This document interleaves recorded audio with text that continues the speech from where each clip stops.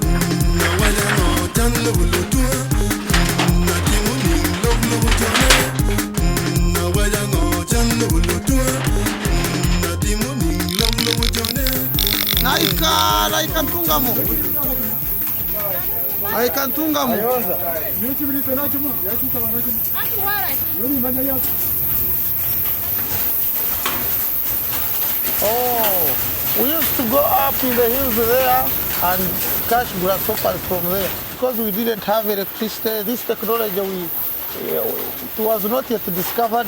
The whole day you would get like 100 insects. But nowadays, when you have a very bright and clear light bulb that lights up very well, these insects, when they see rays, they have to come.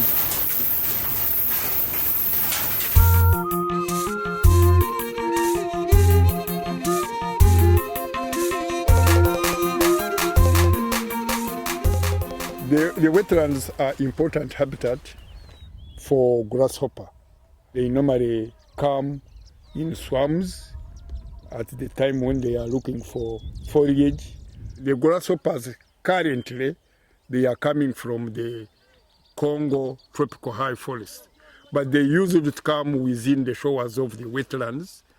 But because the wetlands have been converted to construction, crop cultivation, sand mining like this is affecting the breeding grounds. It is lowering us. It means that the habitats which were nearer to us were destroyed. Migration patterns for grasshopper has dramatically changed. So it is not easy to harvest grasshoppers. You see, installing all these drums, iron sheets, putting up all these, you have to incur a lot of labor. You have to invest in a lot of money.